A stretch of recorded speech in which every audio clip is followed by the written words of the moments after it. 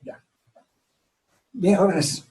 Vamos a continuar con las clases de Física 2. Bueno, van a disculpar por este desperfecto técnico.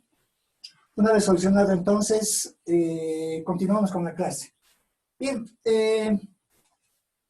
vamos a ingresar ya a un nuevo capítulo siguiendo con el programa de Física 2, el cual está referido a características y propiedades de la materia, ¿no? Este capítulo, más que todo, vamos a analizar los estados de la materia. Ustedes saben de que los tres estados más conocidos de la materia es el estado sólido, el líquido y el gaseoso, ¿verdad? A pesar de que hay un cuarto estado, es el plasma, pero se encuentra en lugares, digamos así, de una temperatura bastante alta. Por lo tanto, los más conocidos son el estado sólido, el líquido y el gaseoso. ¿No es cierto? Bien, refiriéndonos al estado sólido, indicamos que es incompresible, ¿no? Además, las fuerzas intermoleculares, en este caso, son de atracción, ¿no es cierto? También adquieren forma y volumen propio. En este caso, estoy tomando el ejemplo de un cilindro, obviamente un cilindro macizo, ¿no es cierto? Si tomamos en cuenta el radio de este cilindro y la altura h, el volumen se puede calcular con la fórmula del pi radio al cuadrado multiplicada por la altura h, ¿no? Ahora, si tomamos en cuenta acá una esfera, y se conoce el dato del radio de la esfera, ¿verdad? Y su volumen podemos calcular precisamente con la fórmula de 4/3 pi, la constante matemática, y el radio elevado al cubo, ¿no? Dando algunos ejemplos, ¿no es cierto? Ahora bien, en un estado sólido, la materia está conformada por partículas, pero además por moléculas. La partícula está conformada por moléculas, y a la vez, ¿no es cierto?, la molécula está conformada por átomos, ¿no? También podemos tomar en cuenta la estructura cristalina de formas geométricas, es decir, las formas que en este caso puede adoptar. En este caso indicamos el estado sólido de la materia, ¿no? Por ejemplo, en este caso, si nos referimos a la sal común, ¿verdad?, adopta una forma cúbica, ¿no es cierto? El cual, como ustedes saben, la fórmula de la sal, en este caso, es sodio y cloro, ¿verdad? O más conocido como el cloruro de sodio, ¿no es cierto? O también puede adoptar, en este caso, la estructura cristalina de estado sólido de una determinada sustancia, en este caso en forma hexagonal, ¿no es cierto? Por ejemplo, el cuarzo, ¿no? La cual está definida con la fórmula química silicio oxígeno 2, o también el óxido de silicio. ¿De acuerdo? Bien, esas son las principales características que tiene el estado sólido, ¿no? Ahora, si nos referimos al estado líquido, indicamos de que son incompresibles, o sea, no podemos comprimir al líquido a un líquido. Ahora, las fuerzas, o predominan más bien las fuerzas de atracción, o más bien las fuerzas de atracción y repulsión en este caso son iguales en el estado, en este caso líquido. Además, adoptan la forma del recipiente que lo contiene, como en este caso, ¿verdad? ¿No es cierto? Adopta esta forma, o también puede adoptar esta forma, líquido, ¿no? Entonces, tomando en cuenta esa característica, un momentito, por favor, les pido.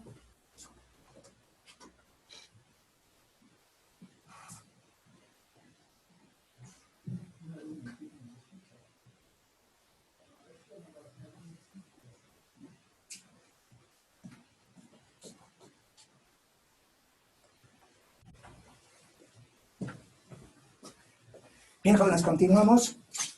Les decía que un líquido adopta de la forma del recipiente que lo contiene, les indicaba, ¿no es cierto? Ahora, entre las principales propiedades de los líquidos está la viscosidad, ¿no? ¿Qué es la viscosidad? Es la resistencia a fluir de un determinado líquido. Por ejemplo, Si acá tenemos un ducto, ¿verdad? Entonces, si acá se tiene una cierta porción de líquido, ¿no? Y esta porción de líquido, debido a una fuerza, en este caso, fluye del lado izquierdo al lado derecho, ¿no es cierto? Pero vamos a notar de que también, si se tiene esta fuerza en la parte superior, ¿verdad? El que más se va a mover, obviamente, es la parte superior, ¿no? Con una determinada velocidad, ¿no es cierto? Y además acá va a haber un espacio, si ustedes se ubican, entre este punto y este punto de este líquido. Llamamos delta X. Y esa delta X va a ser a la velocidad que tiene el líquido multiplicado por un determinado intervalo de tiempo, ¿no es cierto? Es decir, cuanto mayor sea la viscosidad, ¿verdad? Esta velocidad obviamente va a ser menor, ¿no es cierto? Por ejemplo, hacer una comparación del agua y el aceite, por ejemplo, ¿no? Si por este ducto nos imaginamos que fluye agua, seguramente va a fluir con más facilidad, se va a mover más rápido. Pero ¿qué pasa con el aceite? El aceite va a tardar más, ¿no ve? Porque tiene cierta viscosidad, ¿no es cierto? Entonces, de esa forma se entiende como una resistencia a fluir de este líquido, si hablamos de la viscosidad, ¿verdad? Otra propiedad que tiene los líquidos es la cohesión. ¿Qué es la cohesión? Es la fuerza de atracción entre moléculas iguales del mismo líquido, ¿no es cierto? Por ejemplo, acá tiene un determinado líquido, ¿verdad? Y acá tiene, obviamente, moléculas dentro de este líquido, y lo que se toma en cuenta en este caso son las fuerzas de atracción precisamente entre moléculas, ¿no? O sea, hay una atracción entre moléculas, ¿no es cierto? Precisamente en un determinado líquido. Ahora, otra propiedad es la adhesión, ¿no? Si hablamos de adhesión, es la fuerza de atracción, decimos, entre moléculas de diferentes líquidos, ¿no es cierto? Por ejemplo, si acá tenemos un líquido 1, acá un líquido 2, ¿no es cierto? Y acá obviamente están sus moléculas, ¿verdad? De estos líquidos, entonces va a haber esta fuerza también de atracción entre estos líquidos, ¿verdad? Entonces, de esa forma definimos estas tres propiedades en un estado líquido de la materia, pero también existen otras propiedades que son analizadas, ¿no? Si hablamos precisamente de este estado de la materia. Por ejemplo, también se considera la tensión superficial en un líquido, ¿no? ¿Qué es la tensión superficial? A ver, definimos siempre de manera puntual la tensión superficial. Decimos de que es la fuerza tangencial, digamos. Indicamos la fuerza tangencial, ¿no es cierto? Decimos en el borde de una superficie, en el borde indicaremos de una superficie, decimos, enseguida voy a aclarar con un dibujo, de una superficie libre, indicamos, ¿no? Libre, indico, ¿no es cierto? Y contrae dicha superficie.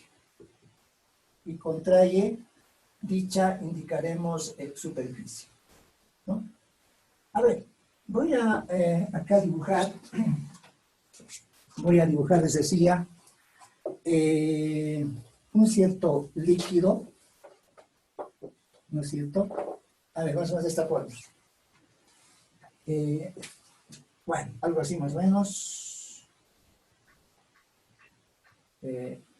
Considerando desde una cierta perspectiva y represento de esta manera, ¿no? Bueno, algo así. ¿No es cierto? Y acá voy a dibujar un insecto. Bueno, espero que se entienda. A ver, voy a dibujar de esta forma. Bueno, algo así. Algo así más o menos. Bueno. Acá estoy dibujando un insecto, les repito. Bueno, algo así, ¿no? Ahora, ¿qué pasa con las patas de este, o con sus patitas más bien de este insecto? No tomar en cuenta de que se mueve en la superficie de este líquido. Estas son sus patitas, ¿no es cierto? Representamos de esta forma, ¿no? Algo así más o menos, ¿no es cierto? Y también, bueno, de esta forma, algo así. Y también represento de esta manera, ¿no?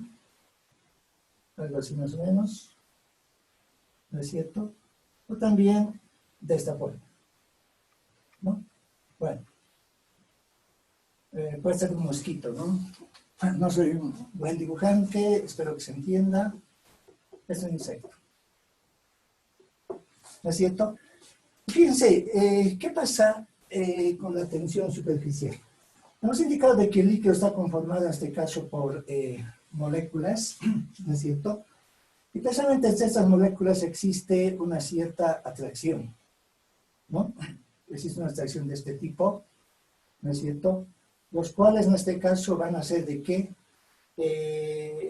se conforme con una capa más o menos acá en la parte en la superficie, digamos, de este líquido, ¿no? Y eso hace de que en este caso este insecto, por ejemplo, pueda fácilmente caminar, además también tiene un peso obviamente menor, ¿no? Entonces pueda caminar fácilmente por este líquido. Entonces es el concepto de tensión superficial, el cual precisamente se da, acá indicamos, ¿no es cierto?, en la superficie de este líquido. ¿Sí? Hablamos de tensión superficial. Bien, otra propiedad es, por ejemplo, la acción capilar, ¿no? ¿Qué es la acción capilar? A ver, brevemente. La acción capilar decimos de que, en esta acción capilar, la fuerza de cohesión, aquí indico, la fuerza de cohesión, ¿no es cierto? Decimos, es superada por la fuerza de adhesión. Es superada, indicamos, por la fuerza de adhesión, ¿no? Por la fuerza, indicamos, de adhesión. Es decir, en este caso de que esta fuerza de adhesión, ¿no es cierto?, al ser de magnitud mayor, se va a poner a la fuerza de cohesión, lo cual va a permitir de que el comportamiento de un líquido pueda representarse de la siguiente forma. Enseguida dibujo acá, ¿no es cierto? Por ejemplo, si acá se tiene un cierto depósito de líquido, ¿no? Represento más o menos de esta forma, algo así, ¿no? Y luego voy a determinar, en este caso, de que acá existe un cierto tubo, un tubo delgado, asumiremos de esta forma. Bueno, algo así más o menos. Acá existe un líquido, ¿no es cierto? Y acá está abierto, obviamente, este tubo. Está abierto este tubo delgadito. ¿Y qué va a suceder? Fíjense. Lo que va a suceder es que, en este caso, este líquido que está acá en este envase, ¿no es cierto?, va a ser posible de que suba por este tubo, más o menos hasta acá, ¿no? Entonces estamos hablando de una acción precisamente capilar, en este caso, en este comportamiento que se tiene, ¿no? Les repito, aquí hay un envase, se tiene un líquido, ¿no es cierto?, colocamos un pequeño tubito acá, ¿no es cierto?, abierto obviamente, y va a ser posible que el líquido pueda subir hasta una cierta altura, ¿no es cierto? Entonces, esa es la característica que tiene, o las propiedades que tiene este estado líquido, ¿no? Ya has indicado los 5 estados más principales, ¿verdad? Ahora bien, por otro lado, también nos vamos a referir en este caso, indicamos A ver, entrando ya al estado gaseoso, entrando ya al estado, indicaremos gaseoso, ¿no es cierto? Dentro del estado gaseoso existen varias particularidades, ¿no? Ya hemos indicado de que la materia tiene tres estados principales, ¿verdad? El estado sólido, el líquido y el gaseoso, ¿no? Pero el estado gaseoso, en el estado gaseoso se presentan muchas más propiedades, como vamos a ver a continuación. Decimos de que las moléculas, indicamos, bueno, acá decimos las moléculas están muy distantes, ¿no? Están, indicamos, muy distantes o alejadas precisamente en este estado. Enseguida voy a hacer un dibujo para que se entienda, ¿no es cierto? Y sus interacciones son muy débiles. Y sus interacciones indicaremos, a ver, decimos, son muy débiles. O sea, ya no es como el estado sólido ni el líquido, ¿verdad? O sea que sus moléculas ya están separadas en este estado, ¿no es cierto? Además, indicamos de que se mueven al azar, ¿no? Decimos si se mueven, indicamos en este caso al azar, ¿no es cierto? Por ejemplo, fíjense, si acá dibujamos un cierto envase, bueno, algo así más o menos, ¿verdad? Y en este envase existe una cierta cantidad de gas. Vamos a asumir de que acá existe una tapa, ¿no? Y dentro de ella, en este caso, existe precisamente una cierta cantidad, indicamos, de gas, ¿verdad? Entonces, al decirles de que sus moléculas están precisamente distantes, es una molécula de gas, otra molécula, etc. Y precisamente ya están a una cierta distancia, ¿verdad? Ya no es como el estado líquido, que estaban juntos, apretados, si ustedes quieren, o algo similar en este caso sucede con sucedía con el líquido, sucede con el líquido. Pero ya en los gases, ¿qué pasa? ¿No? Estas moléculas se encuentran precisamente ya separadas. Y obviamente moviéndose al azar. ¿Qué significa eso? Por ejemplo, de que esta molécula se mueve en este sentido, esta otra en este sentido, incluso chocando con esta pared, esta otra igual, ¿no es cierto? Esta otra igual, o chocando entre ellos, ¿no? Estas moléculas también en este caso pueden chocar, ¿no? De eso decimos, se mueve en este caso al azar, ¿no es cierto? Ahora bien, analizando este estado gaseoso, también se tiene, decimos, los cambios de estado, antes de ver sus características principales, ¿no es cierto? Los cambios, indicaremos, de estado, ¿no? Estos cambios de estado vamos a generalizar de la siguiente forma. A ver, acá les indicó. Vamos a representar precisamente los tres estados. Por ejemplo, acá fíjense, para entender mucho mejor, luego entrar a las características de los gases, ¿no? Por ejemplo, acá tenemos el estado sólido, ¿no? Y el ejemplo más claro que se tiene es, por ejemplo, hablar del hielo, ¿no? Acá tenemos un cubo de hielo, por ejemplo. Está en su estado sólido. Luego, cuando se le agrega calor, acabamos de indicar, se le agrega calor, ¿no es cierto? Va a pasar precisamente al estado líquido, ¿no? Bueno, algo así más o menos, ¿no es cierto? Pasa precisamente al estado líquido. Y si es que le agregamos calor a este estado líquido, obviamente de hielo va a pasar al agua, ¿no? ¿Verdad? Y si es que le seguimos agregando, en este caso calor, ¿qué va a suceder? Se calienta el agua, ¿verdad? Y se va a transformar precisamente en vapor, ¿no es cierto? Es decir, acá, bueno, ya se convierte directamente en este caso en vapor, ¿no? Entonces, estos son los estados más conocidos. Bueno, acá escribo, ¿no? Eso vendrá. ¿De acuerdo? Ahora, de acá nos damos cuenta de que estamos partiendo del estado sólido, ¿verdad? Pasamos al estado líquido, ¿no es cierto? Y este es el estado, obviamente, gaseoso, ¿no es cierto? Solamente al agregar calor se puede transformar la materia. Pero no solamente en este sentido, ¿verdad? Pero ¿qué pasa si tenemos la materia en estado gaseoso? Ahora, si le sacamos calor, ¿no es cierto?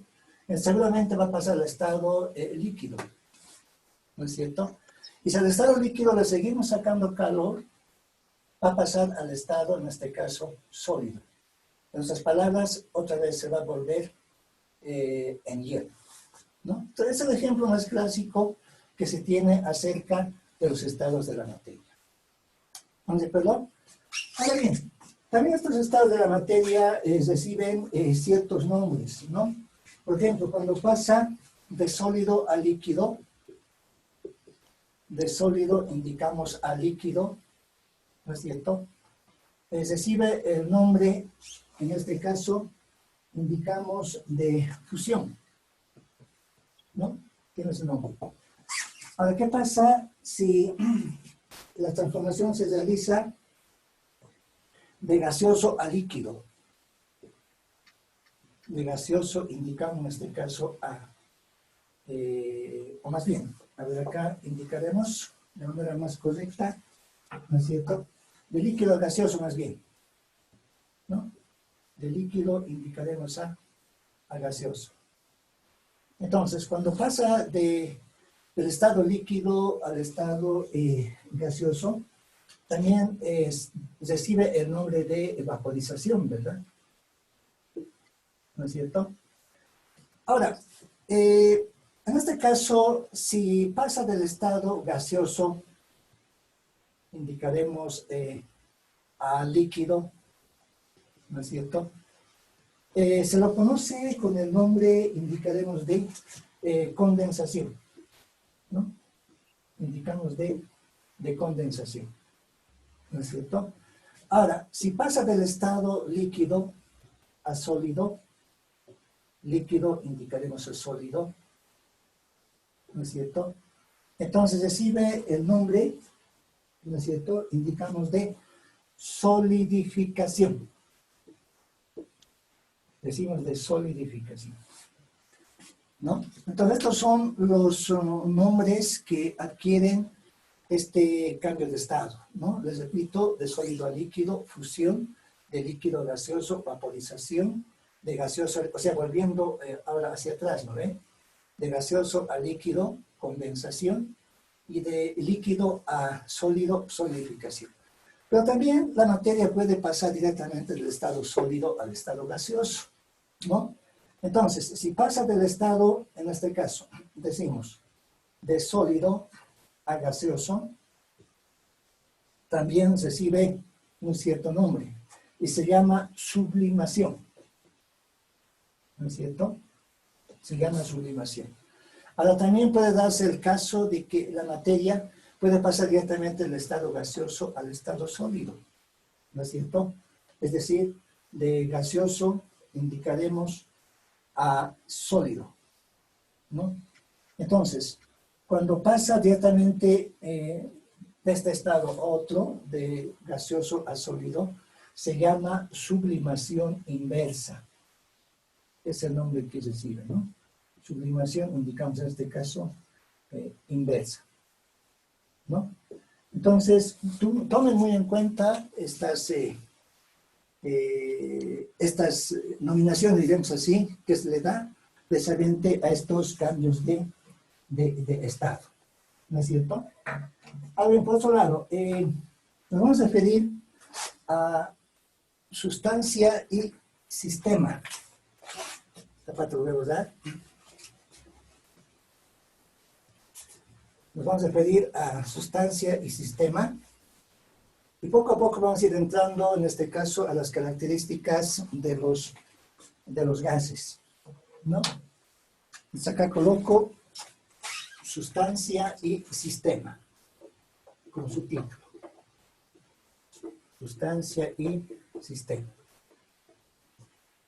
Ahora bien, para definir sustancia y sistema, acá voy a realizar este dibujo. Por ejemplo, un matraz, el cual tiene esta forma. Bueno, algo así más o menos, ¿no es cierto? El cual contiene un cierto líquido, más o menos hasta acá, o un cierto gas, digamos, ¿no? ¿No es cierto? Entonces, dibujando de esta manera, vamos a poder notar de que en este matraz, ¿no es cierto?, definimos como un sistema precisamente, ¿no? Todo esto es un sistema, ¿no es cierto? Nos referimos al sistema conformado, obviamente, por el envase y el líquido que está dentro, ¿no? Por otro lado, también nos referimos a la sustancia. La sustancia es, obviamente, el elemento que está dentro de este matraz, indicamos sustancia. Ahora, obviamente por la parte superior está el medio ambiente, ¿no? En este caso, el medio ambiente, o sea, la parte externa, representamos precisamente de esta forma. ¿No es cierto? Entonces, este es el tipo de análisis en el cual nos vamos a referir al realizar algunas combinaciones, ¿no? Más que todo relacionados en este caso con los gases. ¿De acuerdo? Pero además, también vamos a referirnos a variables de estado. Acá coloco como subtítulo, variables de estado. ¿No es cierto? Ahora, ¿cuáles son estas variables que se manejan precisamente en los gases? En primer lugar, fíjense, está la temperatura. Bueno, está la temperatura, ¿no es cierto? El cual generalmente se lo simboliza con la letra T. Está el volumen, ¿no? Está el volumen, representado o simbolizado con una letra B también, mayúscula, ¿no es cierto? Temperatura, volumen, pero también además de estos dos elementos está la presión, ¿no es cierto? Está la presión, ¿no? La presión, en este caso, simbolizada con la letra P. Pero además de ello está el número de moles, ¿no? Entonces aquí indicamos el número de moles, ¿no? Número, decimos de moles, ¿no es cierto? Y el número de moles está representado en este caso con una letra N minúscula. Ustedes en muchos libros van a ver representado de esta forma el número de moles, ¿verdad? A ver, por ejemplo, en una garrafa indicaremos, en una garrafa decimos de GLP, ¿no? Como ustedes podrán darse cuenta, GLP significa gas licuado, en este caso el petróleo, ¿no ve? Entonces, tomando como ejemplo precisamente esta garrafa de GLP, ¿no es cierto? Vamos a notar los siguientes elementos. En este caso indicamos, ¿no es cierto? Antes voy a hacer un dibujo, bueno, de esta forma. A ver, exactamente lo hago de esta manera. Algo así más o menos. Bueno, entonces acá represento,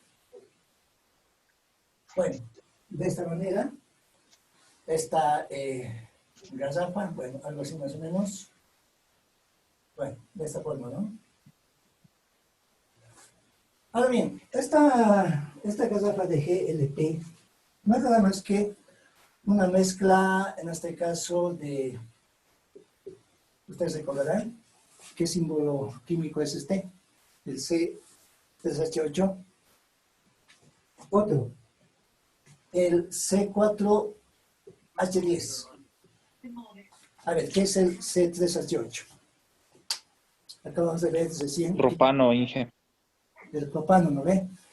Y el C4H10, ¿qué es? El butano, Inge. El butano, correcto. Entonces acá representamos, les decía, el propano, ¿verdad? Y el butano. Y la mezcla de estos dos gases simplemente conforman el GLP, el gas licuado de petróleo, ¿no es cierto?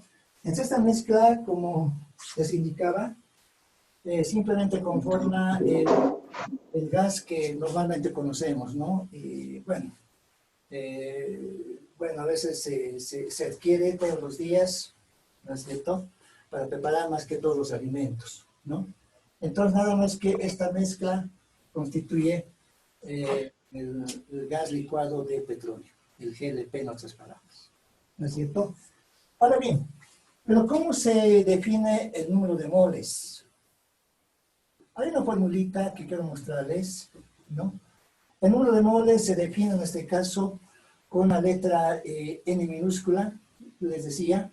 Esto es igual a la masa de la sustancia dividido entre su peso molecular. Es decir, entre la M mayúscula, ¿no ven? ¿No es cierto? Pues acá aclaramos de que donde M, ¿no?, es el peso molecular, por si acaso. Es el peso, indicamos, molecular.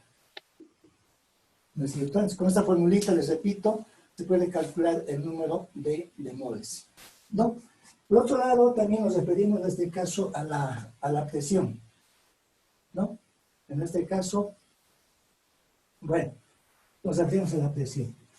A la de presión, por ejemplo, para entender de manera más básica, si vale el término, vamos a basarnos, por ejemplo, en un envase, ¿no?, donde en este envase se tiene una determinada cantidad de gas, ¿verdad? Y acá se va a tomar en cuenta la presión, ¿no es cierto? Y acá obviamente se tiene una determinada área, ¿no? Y acá se tiene, decía, una determinada cantidad de gas, ¿no? Ahora, ¿qué es igual a la presión? La presión no es nada más que igual a la fuerza sobre área, ¿no? Se define de esa forma. Ahora, si hablamos de unidades, la presión está en unidades de Newton sobre el metro al cuadrado. Ustedes recordarán de que la fuerza más se mide en Newton, ¿verdad? Ahora, si estamos hablando de área, precisamente en metro cuadrado. Ahora, también la relación de Newton sobre el metro cuadrado se lo define como el Pascal, ¿no?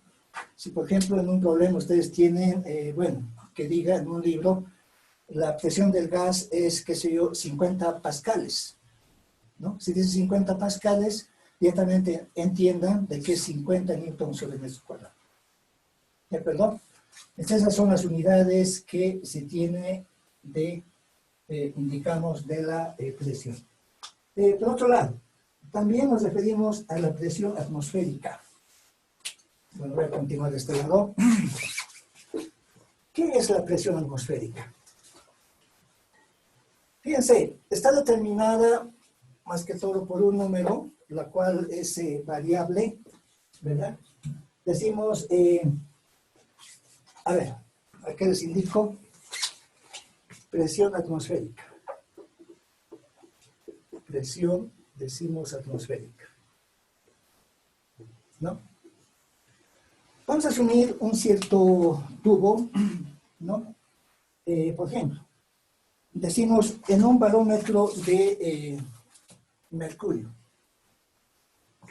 En un barómetro indicamos de mercurio. Bueno, un barómetro decimos de mercurio. Ustedes saben de que mercurio químicamente se simboliza con el Hg, ¿verdad? ¿No es cierto? Es decir, acá tenemos un cierto tubo, algo así más o menos. Está dentro de un envase donde contiene un cierto líquido, ¿verdad? Entonces vamos a tomar en cuenta de que acá está el elemento mercurio, y acá la graduación que tiene hasta acá indicaremos es desde la parte inferior, ¿no es cierto?, hasta acá. Vamos a asumir de que es de 100 centímetros, o sea, 1 metro, ¿no? Pero a nivel del mar, ¿no es cierto?, se estabiliza en este punto, hasta este punto más bien. ¿Qué indica eso? Acá se va a tener una cierta altura, indicaremos altura H, ¿no es cierto?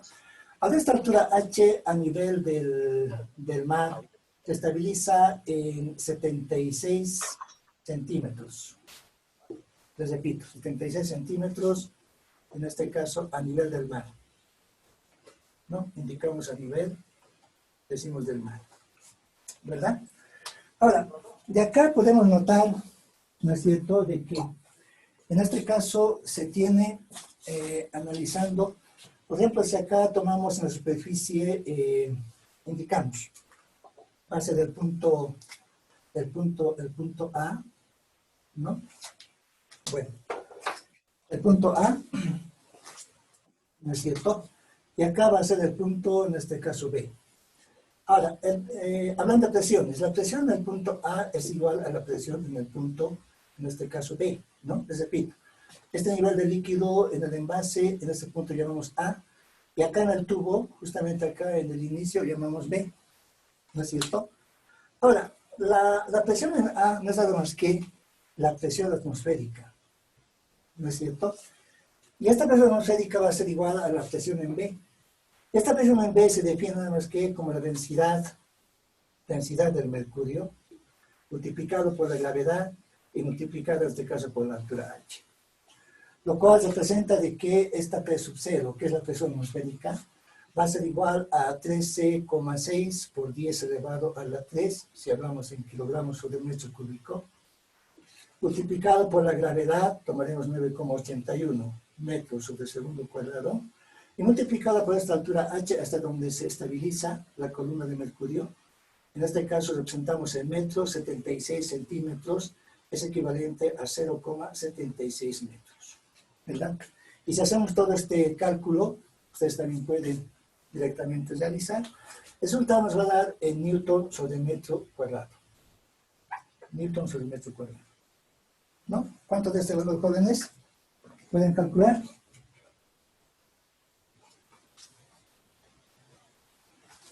Este valor al cual se llega es